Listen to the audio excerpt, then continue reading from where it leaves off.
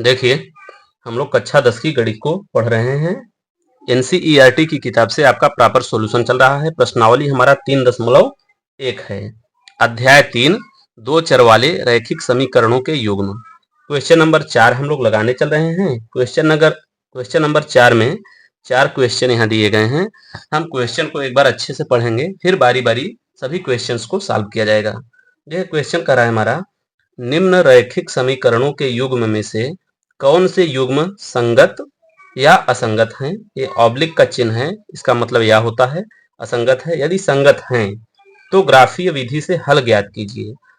पहले पता करना है कि समीकरणों के युग्म जो दिए गए हैं वह संगत हैं कि असंगत, और अगर संगत हैं तो उनका ग्राफीय विधि से हल ज्ञात करना है हमको।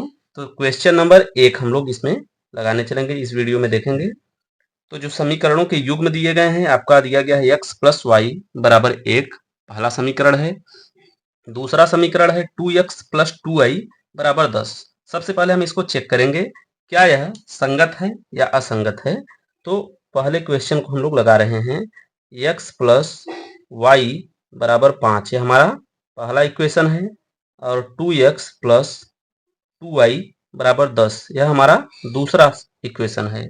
अब देखिए, इसको संगत है कि असंगत है इसका पता लगाने के लिए हम इसके गुणांक जो होते हैं a1, a2, b1, b2, c1, c2 को निकालेंगे और फिर उनका कंपैरिजन करेंगे। अब देखिए यहाँ पे हम a1 हमारा क्या हो जाएगा, समीकरण 1 से हमको a1, b1 और c1 मिलेगा। a1 हमारा x का गुणांक यानी कि 1, b1 हमारा क्या है, b1 हमारा y का गुणांक यानी कि 1। अब देखिए c1 जो होगा, अब ये इस इक्वेशन जो है अपने अगर सही रूप में रहेगा तो ऐसे रहेगा, x प्लस वाई 5 जो है हमारा बराबर के दाहिनी ओर है, तो माइनस और हम करेंगे तो -5 बराबर 0। यह हमारा सही इक्वेशन है, इसका सही फॉर्मेट। उसी तरीके से यह भी हमारा 2x प्लस 2i जो 10 हमारा बराबर के दाहिनी ओर है, बाईं ओर लेंगे तो -10 बराबर 0। यह हमारा दूसरा समीकरण है। तो जब a1 हमारा 1 निकल के आ गया, b1 हमारा 1 निकल के आ गया, तो c1 हमारा जो होगा -5 के बराबर होगा। c1 हमारा -5 के बराबर होगा। उसी तरीके से a2, b2, c2 निकालेंगे समीकरण 2 से, तो a2 हमारा जो है 2 हो जाएगा, और b2 क्या हो जाएगा हमारा, ये भी 2 हो जाएगा। c2 जो है हमारा -10 हो गया। अब हमारे पास सारे गुणांक निकल के आ गए, a1, a2, b1, b2, c1, c2। अब हम इनका क्या करेंगे, तुलना करेंगे, इनके अनुपातों का तुलना करेंगे। अनुपातों का तुलना ऐसे होता है, a1 अपान a2 बराबर b1 अपान b2। अब देखिए अनुपात, दो अनुपातों को हमने एक साथ में लिया, अभी हम आगे बढ़ेंगे। अब हम इनके मान को रखेंगे, नीचे हम मान को रखते हैं, a1, a2, a1 हमारा क्या है, 1 है, a2 हमारा क्या है, 2 है, बराबर b1 हमारा क्या है, b1 भी हमारा 1 है, और b2 हमारा क्या है, 2 है। दोनों बराबर हैं। a1 अपान a2 बराबर है किसके, b1 अपान b2। तो हम यहीं पर चेक कर लेंगे, क्या हमारा c1 अपान c2 भी इनके बराबर है, तो बराबर c1 अपान c2। अब यहाँ पे हम लिखेंगे बराबर c1 हमारा क्या है, -5 है, और c2 हमारा क्या है, -10 है। अगर हम माइनस से माइनस को काटेंगे, 5 एकम 5, 5 दूनी 10, तो हम देख रहे हैं a1 अपान a2 बराबर है किसके, b1 अपान b2 के, बराबर है किसके, c1 अपान c2 के। सारे अनुपात आपस में बराबर हैं, सारे अनुपात आपस में बराबर हैं। जब यह कंडीशन होता है हमारे पास, यह कंडीशन होता है, तो इसका मतलब कि दोनों समीकरण रेखा के रूप में एक दूसरे के ऊपर संपाती होंगे। जैसे इस तरह से कुछ हमारी एक रेखा, एक समीकरण ऐसे है, तो दूसरी जो होगी इसको पूरी तरह से कवर किए होगी, इसके ऊपर से ऐसे, इसके अनंत बिंदुओं पर एक दूसरे से ये लोग टच कर रहे हैं, स्पर्श कर रहे हैं, इसलिए इनके अनेक हल होंगे, अनंत हल होंगे, अनंत हल होंगे। और समीकरण एक दूसरे के लिए क्या होंगे, संगत होंगे। समीकरण एक दूसरे के संगत होंगे, चूंकि संपाती हैं, बहुत सारे बिंदुओं पर एक दूसरे को टच कर रहे हैं, अनगिनत बिंदुओं पर टच कर रहे हैं, तो ये क्या है, संगत है। अब कह रहा है, पहले तो हमने पता कर लिया कि दिए गए रैखिक समीकरणों के युग्म, दिए गए रैखिक समीकरणों के युग्म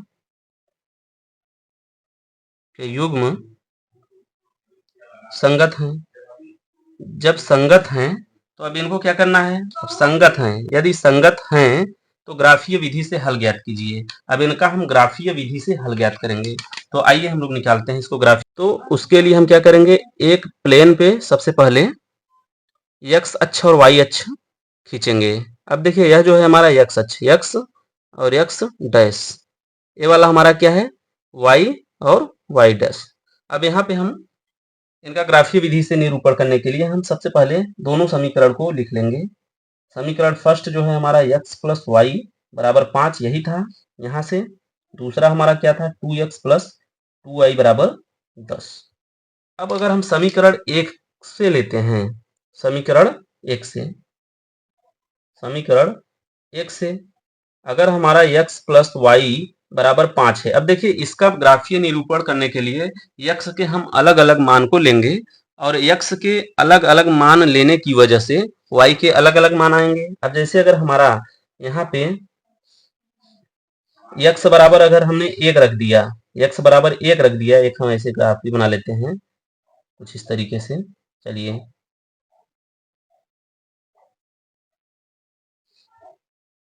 यहाँ पे हम x की वैल्यू को लिखेंगे, यहाँ पे y की वैल्यू को।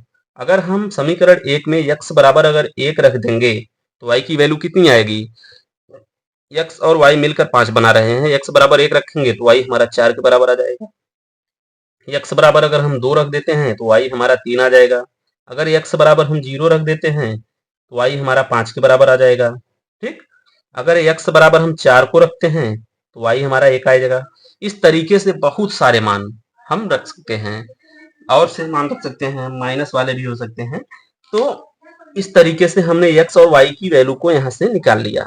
अब x और y की वैल्यू को जैसे हम निकाले, अब यहाँ पे हम क्या करेंगे, अब जैसे हमारा 1 और 4 यह क्या हुआ, एक बिंदु हो गया, 1 4 एक बिंदु है, 2 3 हमारा क्या है, एक बिंदु है, 0 5 हमारी क्या है, एक बिंदु है, 4 1 हमारा क्या है, बिंदु है। अब इस बिंदु को हम इस पे दर्शाएंगे कि कहाँ पर एडजस्ट करते हैं। अब जैसे देखिए यहाँ पे अगर हमारा 0 होता है, चूंकि जहाँ पे एक दूसरे को एक काटते हैं, x अक्ष और y अक्ष हमारा 0 बिंदु होता है, उसके आगे यहाँ पे 1 2 3 4 5 इस तरह से होते हैं, नीचे भी उसी तरह से 1 2 3 4 5, ऊपर भी बना लेते हैं 1 2 3 4 5, यहाँ भी बना लेते हैं 1 2 3 4 5। इस तरीके से हमने बिंदुओं को खींच लिया। अब देखिए 1 4 कहाँ होगा, अब देखिए यहाँ पे जो होता है हमारा, जो यह पहला चतुर्थांश बोला जाता है, यह दूसरा बोला जाता है, यह वाला तीसरा चतुर्थांश होता है, और यह क्या होता है, चौथा चतुर्थांश। इसमें क्या होता है, किसी प्लेन को 4 भागों में बांटा जाता है और हर एक भाग को पहला दूसरा तीसरा चौथा चतुर्थांश नाम दिया जाता है। अब देखिए जो पहला चतुर्थांश होता है हम यहीं पे बता देते हैं, यहाँ पे जो x और y होते हैं दोनों क्या होते हैं, दोनों प्लस होते हैं। ठीक, यहाँ पे x और y दोनों प्लस होते हैं, और दूसरे चतुर्थांश में जब हम आएंगे तो यहाँ पे x हमारा माइनस में होगा और y हमारा जो होगा प्लस में होगा। ठीक, और तीसरे चतुर्थांश में हमारा x भी माइनस होता है और हमारा y भी माइनस होता है। ठीक, और चौथे चतुर्थांश में जब हम आते हैं तो हमारा x तो प्लस होता है लेकिन y हमारा माइनस होता है। तो हमारे सारे के सारे बिंदु क्या हैं, x भी प्लस है y भी प्लस है, सब बिंदुओं में। तो हमारे सारे बिंदु पहले चतुर्थांश के अंतर्गत आएंगे। अब हमारा एक x बराबर हमारा क्या है, 1 है, तो हमारा x 1 यहाँ पे होगा, y हमारा क्या है, यहाँ पे 4 है, तो y 1 2 3 4, 4 के सीध पे और 1 के सीध पे जो बिंदु होगा वही हमारा 1 4 बिंदु है। तो यह एक बिंदु 1 और 4 यह हो गया। अब अगर हमारा x हमारा 2 हो गया और y हमारा 3 हुआ, तो 2 और 3 के जस्ट सामने का बिंदु, 2 के जस्ट सामने यहाँ लिए, 3 के जस्ट सामने यहाँ, तो 2 और 3 का बिंदु ये हो गया। 0 और 5, हमारा 0 अगर x है तो हमारा y क्या हो जाएगा, 5 के बराबर, 1 2 3 4 5, यहाँ पे हो जाएगा 0 5, यह बिंदु यहाँ पे होगा जस्ट y अक्ष पे ऊपर। और फिर अगर हमारा x जो है 4 है तो y हमारा 1 हो जाएगा। अब देखिए x हमारा 4, 1 2 3 4, x हमारा यहाँ पे है तो x के जस्ट सामने y हमारा 1 है तो y के जस्ट सामने यहाँ पर बिंदु। अब देखिए ये सारे बिंदुओं को हमने शो करा दिया कि कहाँ पे हैं। अब इनके साथ अगर हम ऐसे एक रेखा खींचें, इस तरीके से इन बिंदुओं को मिलाते हुए हम एक रेखा खींच देंगे, तो आइए देखिए अब यह अगर हम स्केल की सहायता से खींचेंगे तो और अच्छे से खींचा जाएगा। तो यहाँ पे हम इस तरीके से अगर इन सबको मिला के, सब मिले हुए हैं, सभी रेखा पे हैं सारे के सारे बिंदु, तो यह एक रेखा यह हो गई। अब इसी तरीके से यह तो हमारा पहले समीकरण के लिए था, पहले वाले के लिए। अब दूसरे वाले के लिए हम यहाँ लिखेंगे समीकरण 2 से। समीकरण, सवाल थोड़ा लंबा हो रहा है, आप लोग ध्यान से समझिएगा, क्योंकि इस तरह से क्वेश्चन जो होते हैं लंबे ही हो जाएंगे, इसका सॉल्यूशन कोई शॉर्टकट नहीं है।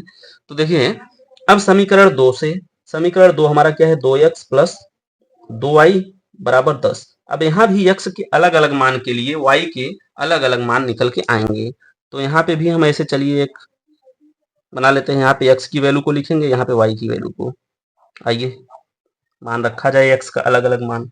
अगर हम x बराबर 1 रख दें, x बराबर अगर हम यहाँ पे 1 रख दें, तो यह तो 1 का नम 2 के बराबर हो जाएगा, 10 में से जाके 2 घटेगा तो 8 हो जाएगा, और फिर y की वैल्यू यहाँ से 4 निकल के आ जाएगी। 8 को जब 2 से भाग दे देंगे तो y बराबर 4। इसको आप लोग सॉल्व करिएगा।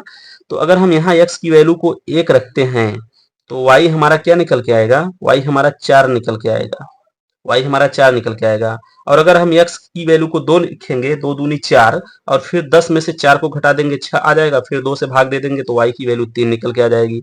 अगर x की वैल्यू को अगर हम 2 रखते हैं, आप लोग रख के रफ वर्क करिएगा, x की वैल्यू अगर हम 2 रखेंगे तो y की वैल्यू 3 निकल के आएगी, ठीक। और अगर हम x की वैल्यू को 0 रख दें तो 2 से 0 का गुणा करेंगे 0 हो जाएगा, फिर इस 2 से 10 को भाग दे देंगे तो y की वैल्यू 5 निकल के आएगी, अगर हम x की वैल्यू को 0 रखते हैं तो। अगर अब हम x की वैल्यू को अगर हम 4 रख दें तो यह क्या हो जाएगा, 2 चौके 8, 10 में से 8 को घटाएंगे तो 2 आ जाएगा, फिर इस 2 से भाग दे देंगे 2 को तो y बराबर 1 आ जाएगा। अगर x की वैल्यू को यहाँ पे हम 4 रखते हैं तो y की वैल्यू क्या निकल के आएगी, 1। अब देख रहे हैं जो बिंदु हमें ऊपर मिले थे, 1 4 2 3 0 5 4 1, ये सारे बिंदु जो ऊपर मिले थे वही हमें नीचे भी मिले हैं। तो सब नीचे मिले हैं वही बिंदु, तो एक यह रेखा एक दूसरे के लिए क्या हो जाएगी, संपाती, क्योंकि बिंदु वही हैं। इस रेखा के ऊपर रेखा, इस रेखा के ऊपर रेखा। अब इसको आप लोग स्केल से बनाएंगे तो और अच्छे से समझ में आ जाएगा। और यहाँ पे चूंकि समझाना मेन पर्पज है हमारा, तो हमारा जो यह रेखा हम खींचेंगे जस्ट इसी के ऊपर से होगा, इसी के ऊपर से होगा। थोड़ा टेढ़ा मेढ़ा पहली रेखा हो गई थी हमारे पास, ऐसे ही खींचे थे, तो आप लोग समझिएगा इसी रेखा पर जस्ट ऐसे इस तरीके से, संपाती का मतलब कि एक रेखा यह हो गई, इसी के ऊपर दूसरी रेखा, ऐसे इसको पूरी तरह से कवर किए हुए हैं। तो हम लोगों ने पता किया पहले कि एक दूसरे के संगत हैं, संपाती हैं, उनको रैखिक विधि से ग्राफ पे इसको शो ऑफ कराना था, दर्शाना था, तो हमने दर्शा दिया। उम्मीद करते हैं सवाल अच्छे से आप लोगों को समझ में आया होगा। वीडियो को ज्यादा से ज्यादा लाइक करें, शेयर करें, चैनल को सब्सक्राइब करें। मिलते हैं नेक्स्ट वीडियो में, टेक केयर, बाय।